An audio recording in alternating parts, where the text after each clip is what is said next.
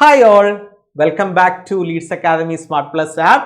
അപ്പോൾ കഴിഞ്ഞ ക്ലാസ്സിൽ നമ്മൾ പറഞ്ഞത് പോയമാണ് The Ballad of Father Gilligan. അതിന്റെ ഫസ്റ്റ് പാർട്ട് നമ്മൾ എക്സ്പ്ലെയിൻ ചെയ്തു. അപ്പോൾ അടുത്ത പാർട്ടിലേക്കാണ് നമ്മൾ പോകാൻ പോകുന്നത്. അപ്പോൾ പോവല്ലേ നമുക്ക് അങ്ങോട്ട്. ഓക്കേ.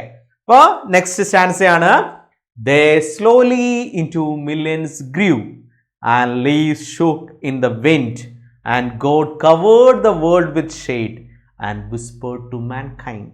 Okay. നേരത്തെ ലാസ്റ്റത്തെ സ്റ്റാൻസയിൽ പറഞ്ഞായിരുന്നു and the stars began to peep എന്ന് പറഞ്ഞിരുന്നു. അപ്പോൾ അതിനുശേഷം ദേ എന്ന് ഉദ്ദേശിക്കുന്ന ആരെയാണ് അവിടെ? യെസ്, സ്റ്റാർസിനെയാണ് ഉദ്ദേശിക്കുന്നത്. സ്റ്റാർസിനെയാണ് ദേ എന്നുകൊണ്ട് അവിടെ ഉദ്ദേശിക്കുന്നത്. ദേ സ്ലോലി ഇൻ ടു മില്യൻസ് ഗ്രൂ. അത് വളരെ അധികമായി. കാരണം അവിടെ പറയാൻ കാരണം എന്താ? അത് കാരണം നമുക്കറിയാം വൈകുന്നേരം ആകുമ്പോൾ കുറച്ച് സ്റ്റാർസേ ഉണ്ടാവുള്ളൂ സ്കൈയിൽ. നല്ല രാത്രി ആകുമ്പോഴാണ് കൂടുതൽ സ്റ്റാർസ് ഉണ്ടാകുക. അപ്പോൾ നല്ലതുപോലെ രാത്രിയായി. Though they slowly into millions grew and leaves shook in the wind and the wind blows and the leaves are shaking in the tree. Okay, അപ്പോൾ അങ്ങനെ ഷെയ്ക്ക് ചെയ്ത് ഒരു ലീവ്സ് അടർന്ന് താഴേക്ക് വീണു. Okay, and the leaves shook in the wind and God covered the world with shade. God എന്ത് ചെയ്തു? ഈ വേൾഡിനെ മുഴുവനായിട്ട് ഷെയ്ഡ് കൊണ്ട് അല്ലെങ്കിൽ ഡാർക്ക്നെസ് രാത്രിയായി. And whispered to mankind. Whisper ചെയ്യുക എന്ന് പറഞ്ഞാൽ എന്താ? മന്ത്രിക്കുക, പതുക്കെ പറയുക, മന്ത്രിക്കുക. ടു മാൻകൈൻഡ്, മനുഷ്യനോട് എന്തോ പറഞ്ഞു. കാരണം ദൈവം ഒരു ഈ വേൾഡിനെ മുഴുവൻ ഷെയ്ഡ് കൊണ്ട് പുതപ്പിച്ചു. എന്നിട്ട് മനുഷ്യനോട് എന്തോ സ്ലോലി പറഞ്ഞു. ഈ ലാസ്റ്റത്തെ രണ്ട് സ്റ്റാൻസയിൽ പോയിട്ട് ഉപയോഗിച്ചിരിക്കുന്ന ഏറ്റവും ഒരു ബ്യൂട്ടിഫുൾ ആയ ഒരു കമ്പാരിസൺ, ഒരു ഇമേജ് ഉണ്ട്. അതെന്താണെന്ന് ചോദിച്ചു കഴിഞ്ഞാൽ ഗോഡിനെ ഇവിടെ ഒരു ലവ്ലി മദറായിട്ട് കമ്പയർ ചെയ്തിരിക്കുകയാണ്. ഓക്കെ, ഒരു ലവ്ലി മദർ, ഓക്കെ, ഒരു ലവിങ് മദറായിട്ട് കമ്പയർ ചെയ്തിട്ട് പറയാണ്. സോ ദ ലവിങ് മദർ എന്താ ചെയ്യുക? രാത്രി കുട്ടികൾ കിടക്കാൻ നേരത്ത് covering the children with blanket പുതപ്പിക്കും. എന്നിട്ട് അടുത്തിരുന്നിട്ട് ബെഡ് ടൈം സ്റ്റോറീസ് പറയും, കഥ പറയും, ഉറങ്ങാൻ വേണ്ടിയിട്ട് കഥ പറഞ്ഞു കൊടുക്കും. ആ ഒരു കാര്യത്തിനെ പോയിട്ട് നല്ല ബ്യൂട്ടിഫുൾ ആയിട്ട് കമ്പയർ ചെയ്തിരിക്കുകയാണ്. God covered the world with shade and whispered to mankind. Okay, so here the poet compare the God as a loving mother. Okay, ആ കോൺസെപ്റ്റ് പിടികിട്ടിയോ? യെസ്, നമുക്ക് അതിൻ്റെ എക്സ്പ്ലനേഷൻ നോക്കാം. As night starts the sky is filled with stars. Due to the flow of winds the leaves are falling from the trees. God covers the world with darkness and speaks slowly to mankind. Okay, here God is compared as a loving mother who covers the blanket on her children and says bedtime stories. Okay, ഇപ്പോൾ മറന്നു പോരുത്, ഗോഡിനെ ആരായിട്ട് compare ചെയ്തു? ഒരു loving mother ആയിട്ട് compare ചെയ്തു. Who covers the blanket പുതപ്പിച്ചു and to her children and says bed time stories, ഉറങ്ങാൻ വേണ്ടിയിട്ട് ബെഡ് ടൈം സ്റ്റോറീസ് പറഞ്ഞു. ഇതുപോലെയാണ് ആര്? ഗോഡ് എന്നാണ് പോയറ്റ് ഇവിടെ കമ്പയർ ചെയ്തിരിക്കുന്നത്. Next, upon the time of sparrow ship when the moth came once more the old priest Peter Gilligan stood upright on the floor. Okay, അപ്പോൾ upon the time of sparrow ship എന്ന് പറഞ്ഞാൽ എന്താ? Sparrow ചിലക്കുകയാണ്, sparrow കരയാണ്. അതെപ്പോഴാണ്? Morning ടൈമിലാണ്. അപ്പോൾ എന്തായി? രാത്രി വൈകുന്നേരം ഉറങ്ങാൻ കിടന്ന പ്രീസ്റ്റ് രാവിലെ വരെ എഴുന്നേറ്റിട്ടില്ല, നല്ല ഉറക്കമാണ്. ഓക്കെ, അപ്പോൾ the time of sparrow ship. So when the moth comes once. ഇവിടെ മോത്ത്സ് എന്ന് ഉദ്ദേശിക്കുന്നത്, നേരത്തെ മോത്ത്സ് അവർ എന്ന് ഉദ്ദേശിച്ചത് ഈവനിങ് ടൈമിനായിരുന്നു. പക്ഷെ ഇവിടെ മോത്ത്സ് എന്ന് ഉദ്ദേശിക്കുന്നത് മോർണിംഗ് ടൈമിനെയാണ്. അപ്പോൾ ഈവനിങ് ടു മോർണിംഗ് ഒരു ലോങ് പീരീഡ് നമ്മുടെ priest Peter Gilligan is sleeping. So the old priest Peter Gilligan stood upright on the floor. Okay, അപ്പോൾ അദ്ദേഹം ഇങ്ങനെ നേരം വെളുത്തു, പക്ഷിയുടെ സ്പാരോയുടെ ചിലക്കിൽ കേട്ടു, അപ്പോൾ ചാടി എണീറ്റു. ജോ ദൈവമേ, താമസിച്ചല്ലോ. ഓക്കെ, അല്ല നമ്മളൊക്കെ രാവിലെ ടൈം പീസ് വെച്ചിട്ട് അലാറം വെച്ചിട്ട് ആ ഒരു സമയത്ത് അലാറം അടിച്ചില്ല, കുറച്ച് കഴിയുമ്പോൾ എണീക്കുമ്പോൾ ഉയ്യോ സമയം പോയില്ലോ എന്ന് ചോദിച്ച് ചാടി എണീക്കില്ലേ? അതുപോലെ തന്നെ so Peter Gilligan stood up. Chirping a sparrow indicate the early hours of morning time. At the time Father Gilligan wakes up from his sleep, he is shocked to know that he slept for a long time. Okay, അപ്പോൾ അദ്ദേഹത്തിന് മനസ്സിലായി, shock ചെയ്ത് ഞെട്ടിക്കൊണ്ട് മനസ്സിലാക്കിയൊരു കാര്യമുണ്ട്, അദ്ദേഹം കുറേ നേരം ഉറങ്ങി എന്നുള്ളത്. ഓക്കെ, അതിൻ്റെ ക്വസ്റ്റ്യൻ ആൻസേഴ്സ് നോക്കിയേ. What grew into millions? എന്താണ് മില്യൻസ് ആയിട്ട്? ഇത് the stars grew into millions. Then what time is referred to upon the time of sparrow ship? ഏത് ടൈമാ? Okay, the time of dawn, അല്ലെങ്കിൽ dawn എന്ന് ഉദ്ദേശിക്കുന്ന day break, morning ടൈമാണ്. What poetic device to identify the first of these two stanza. അതായത് ആ സ്റ്റാൻസയിൽ നമ്മൾ ഒന്നുകൂടെ ഞാൻ കാണിച്ചു തരാം അത്, അപ്പോൾ നിങ്ങൾക്ക് മനസ്സിലാവും.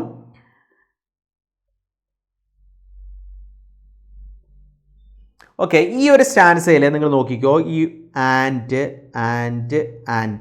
അതായത് നമുക്കറിയാം ഒരു ലൈൻ തന്നെ റിപ്പീറ്റ് ചെയ്ത് കഴിഞ്ഞാൽ അത് റിഫ്രൈനായി. ഒരു വേർഡ് തന്നെ നമ്മൾ റിപ്പീറ്റ് ചെയ്ത് വരുവാണെങ്കിൽ ഒരു ലൈൻ, അതിന് പറയുന്ന പേരാണ് അനാഫ്ര. അനാഫ്ര എന്നാണ് പറയാം, അനാഫ്രയാണ് ഇവിടെ. ഓക്കെ, അപ്പോൾ നമ്മൾ എന്താ പറയുക, ബ്ലോ ഇൻ ദ വിൻഡിൽ ആ ഒരു ലൈൻസ് ഇങ്ങനെ റിപ്പീറ്റ് ചെയ്ത് വരുമ്പോൾ അത് റിഫ്രൈനാണ്. ഇതുപോലെ തന്നെ വേർഡ് റിപ്പീറ്റ് ചെയ്യുന്നതിന് നമ്മൾ പറയുന്ന പേരാണ് അനാഫ്ര. അപ്പോൾ ഇതിൽ ഉപയോഗിച്ചിരിക്കുന്ന പോയറ്റിക് ഡിവൈസ് അനാഫ്രയാണ്. Okay, so the repetition of the word or phrase at the beginning of successive lines is as known as anaphora. In the first of these stanza, the word and is repeated 3 times. It is an example of the poetic device anaphora. Okay, what is the significance of the expression the moth came once more? Moth came once more എന്ന് പറഞ്ഞാൽ എന്താ? The moth came 2 times, the sunset and the sunrise. The priest was sleeping at the time in between. Okay, next line, Maureen, the man has died. Why I slept in the chair. He roused his horse out of its sleep and rode with little care. അപ്പോൾ അദ്ദേഹം ചാടി എഴുന്നേറ്റു. അപ്പോൾ നമ്മൾ പറയില്ലേ ദൈവമേ എന്ന് വിളിക്കില്ലേ, അതുപോലെ തന്നെ അദ്ദേഹം വിളിച്ചു മാവറിൻ. എന്ന് ഉദ്ദേശിക്കുന്ന ഇവിടെ ഹോളി മേരിനെ വിളിക്കുകയാണ്, മാതാവേ ഞാൻ താമസിച്ചല്ലോ. So the man has died, why I slept in the chair. എന്ത് സംഭവിച്ചിട്ടുണ്ടാവും? ഞാൻ കിടന്നുറങ്ങിയ സമയത്ത് അയാൾ മരിച്ചിട്ടുണ്ടാവും. അച്ഛാ, ഒരാൾ മരിക്കാൻ കിടപ്പുണ്ട്, എത്രയും പെട്ടെന്ന് വരാനാ പറഞ്ഞത്. അയാൾ ചിലപ്പോൾ എന്ത് സംഭവിച്ചിട്ടുണ്ടാവും? മരിച്ചിട്ടുണ്ടാവും. Why I slept in the chair. He roused his horse out of it sleep and rode with little care. അപ്പോൾ പെട്ടെന്ന് തന്നെ അത് എഴുന്നേറ്റ് വന്നു, എന്നിട്ട് ഉറങ്ങിക്കിടന്ന കുതിരേനെ വിളിച്ചെഴുന്നേൽപ്പിച്ചു. And rode with little care. Okay, with little care, ഒട്ടും ശ്രദ്ധയില്ലാണ്ട് അദ്ദേഹം തൻ്റെ ഹോഴ്സിനെ റൈഡ് ചെയ്തു. കാരണം ഒരിക്കൽ പോലും അദ്ദേഹം ഇങ്ങനെ ചെയ്തിട്ടില്ല. പക്ഷേ ഒരു എമർജൻസിയാണ്. അപ്പോൾ നമുക്കറിയാം, നമുക്ക് എമർജൻസി ആയിട്ട് നമ്മൾ വണ്ടി എടുത്ത് പോകുന്ന സമയത്ത് വലിയ ശ്രദ്ധയൊന്നും ഉണ്ടാവില്ല. നമുക്ക് ഏറ്റവും ഇമ്പോർട്ടൻ്റ് എന്താ? ലക്ഷ്യത്തിലെത്തുക എന്നുള്ളതാണ്. അപ്പോൾ അതുകൊണ്ട് ആ ലക്ഷ്യത്തിലേക്ക് അദ്ദേഹം പെട്ടെന്ന് മൂവ് ചെയ്യാണ്. Okay, he blames himself by saying that the person who needed his help might have died. Okay, he wakes his horse and rides very fast. അദ്ദേഹം പെട്ടെന്ന് തന്നെ എന്ത് ചെയ്തു? ഹോഴ്സിനെ റൈഡ് ചെയ്തു. മാവറിൻ എന്ന് പറയുന്നത് ഇവിടെ എന്താണ്? റെഫേഴ്സ് ടു ഹോളി മേരിയാണ്. Okay, he rode very fast and recklessly. He had failed to go when he call came and now he is rushing to reach. അപ്പോൾ ആ ലാസ്റ്റത്തെ 2 പോയിന്റ് നിങ്ങൾ പഠിക്കേണ്ട, ഫസ്റ്റത്തെ 3 പോയിന്റ് നിങ്ങൾ ഓർത്താൽ മതി. ഇനി അടുത്തത്, he rode now as he never road by rocky lane and fen. The sick man's wife opened the door. Father, you come again. Okay, he rode now as he never rode. അപ്പോൾ അദ്ദേഹം പറഞ്ഞ പ്രത്യേകമായിട്ട് പറഞ്ഞിട്ടുണ്ട്, ഒരു little care, ഒട്ടും care ഇല്ലാണ്ടാണ് അദ്ദേഹം ഓടിച്ചതെന്ന് പറഞ്ഞു. അപ്പോൾ അദ്ദേഹത്തിൻ്റെ ഹോഴ്സിനെ ഇതുവരെ ഇങ്ങനെ ഓടിച്ചിട്ടില്ല. He rode now as he never rode by rocky lane and fen. Okay, ഇതിലേ ഓടിച്ചത് റോക്കി ലെയിൻ, അതായത് കല്ലുകൾ കിടക്കുന്ന ഒരു താഴ്വരയിലൂടെ. അതെന്ന് പറഞ്ഞാൽ എന്താ? മുഴുവൻ നാരോ റോഡാണ്. പിന്നെ ഫെൻ എന്ന് പറഞ്ഞാൽ എന്താ? വെറ്റ്ലാൻഡ് ആണ്, ചതുപ്പ് നിലങ്ങളാണ്. ഈ 2 സ്ഥലത്തോടെയും ഇതിനെ ഹോഴ്സിനെ റൈഡ് ചെയ്യാന്ന് പറഞ്ഞാൽ ഭയങ്കര ബുദ്ധിമുട്ടുള്ള കാര്യമാണ്. അതിലൂടെയാണ് അച്ഛൻ പെട്ടെന്ന് എത്താൻ വേണ്ടിയിട്ട് ഒട്ടും ശ്രദ്ധയില്ലാതെ കുതിരേനെ ഓടിച്ച് പോകുന്നത്. അതാണ് അദ്ദേഹം പറഞ്ഞത്, അദ്ദേഹം ഒരിക്കൽ പോലും ഇങ്ങനെ കുതിരേനെ ഓടിച്ചിട്ടില്ല. അങ്ങനെ അവസാനം മരിക്കാൻ കിടന്ന ആളുടെ വീട്ടിലെത്തി. The sick man's wife open the door. Okay, പോയി മുട്ടി, ഡോർ തുറന്നു. The father you come again. കണ്ടവിടെ ആ മരിക്കാൻ കിടന്ന ആളുടെ ഭാര്യ കണ്ടപ്പോൾ, ഫാദറിനെ വീണ്ടും കണ്ടപ്പോൾ ഒരു ആശ്ചര്യം, ഒരു surprise. Father you come again, വീണ്ടും വന്നോ എന്ന് ചോദിച്ചു. He rides rashly over narrow roads, wetlands and reaches the sick man's house. By seeing the father, the sick man's wife wonders that he has come again. Okay, next stanza. And is the poor man dead? He cried. He died an hour ago. The old priest Peter Gilligan in grief swayed to and fro. Okay, അപ്പോൾ അദ്ദേഹം പോയി ചോദിച്ചു, and is the poor man dead? മരിക്കാൻ കിടന്ന ആൾ മരിച്ചോ ചോദിക്കല്ലേ? ശരിക്കും ഒരു സ്ക്രീമായിരുന്നു, ക്രൈയിങ് ആയിരുന്നു. He died an hour ago. അപ്പോൾ സിഗ്മാൻസ് വൈഫ് പറഞ്ഞു 1 മണിക്കൂർ മുമ്പ് ആൾ മരിച്ചു. The old priest Peter Gilligan in grief. പെട്ടെന്ന് തന്നെ അദ്ദേഹത്തിന് ഭയങ്കരധികം സങ്കടം തോന്നി. കാരണം തൻ്റെ അശ്രദ്ധ കൊണ്ട് താൻ കിടന്നുറങ്ങിയ സമയത്ത് ആൾ മരിച്ചു. അയാൾക്ക് അന്ത്യകൂദാശ കൊടുക്കാനായിട്ട് പറ്റിയില്ല. ഓക്കെ, അദ്ദേഹത്തിന് ലാസ്റ്റ് പ്രയർ കൊടുക്കാനായിട്ട് സാധിച്ചില്ല. അപ്പോൾ അത് ഓർത്ത് അദ്ദേഹത്തിന് ഭയങ്കര സങ്കടം വന്നു. In grief swayed to and fro. Swayed to fro എന്ന് പറഞ്ഞാൽ നമുക്ക് സങ്കടമൊക്കെ വരുന്ന സമയത്ത് നമ്മൾ നടക്കുന്ന സമയത്ത് ഇങ്ങനെ ആടി ഒലഞ്ഞു പോകും. അപ്പോൾ അതുപോലെയാണ് ഈ സ്വെയ്റ്റ് ടു ആൻഡ് ഫ്രോ എന്ന് ഉദ്ദേശിക്കുന്നത്. അപ്പോൾ father Gilligan ask whether the man died and the wife replies that he died an hour ago. In sadness, the priest walks to and fro.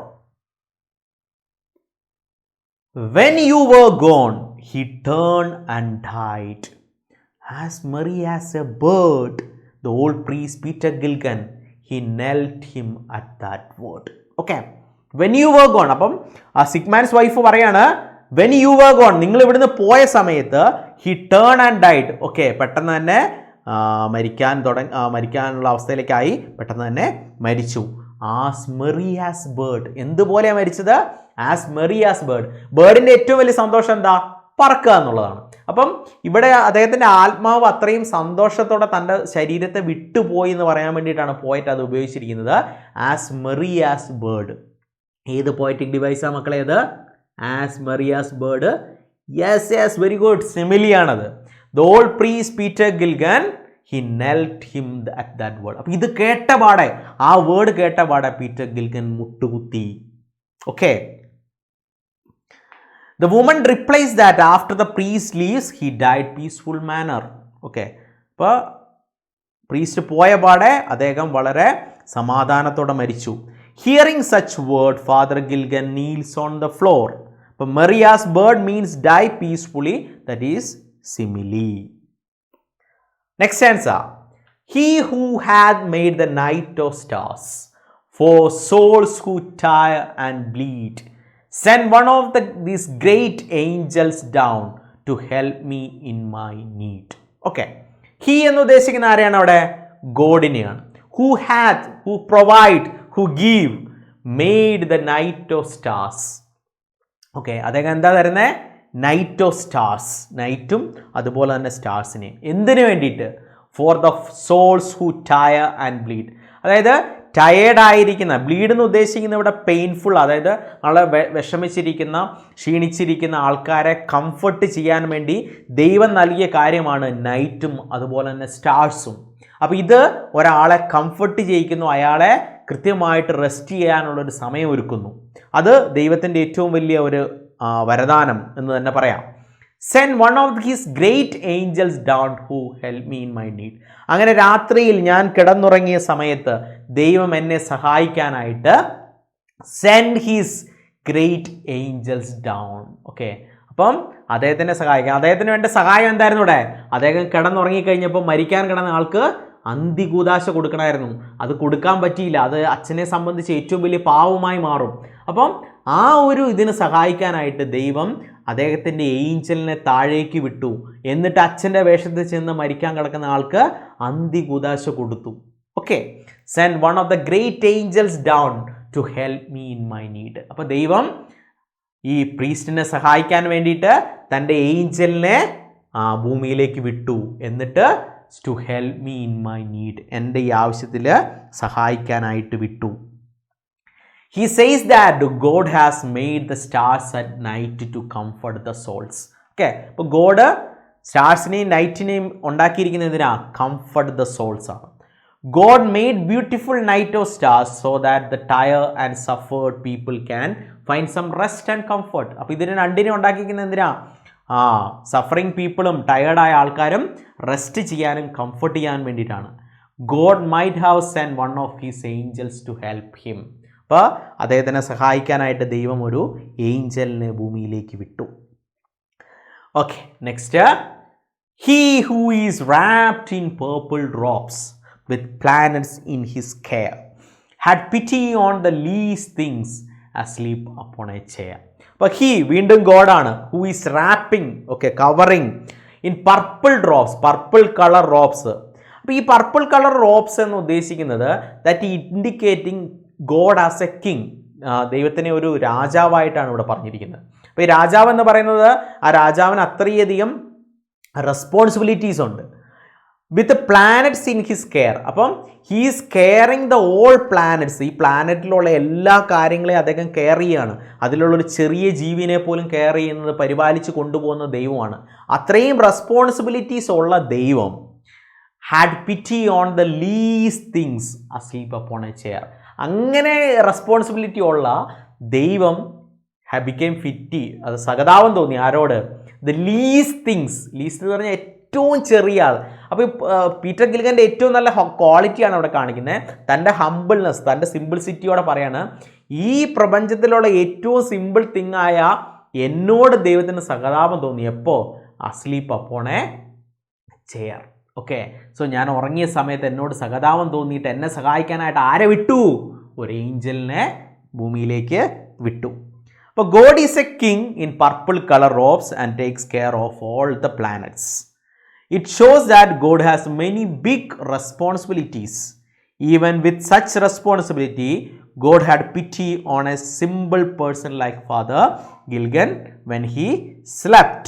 Father Gilligan feels grateful to God for being kind. തന്നോട് ഇത്രയും സഹതാപം തോന്നിയതിന് ദൈവത്തിനോട് അദ്ദേഹത്തിന് വളരെയധികം gratefulness, നന്ദിയുണ്ട്.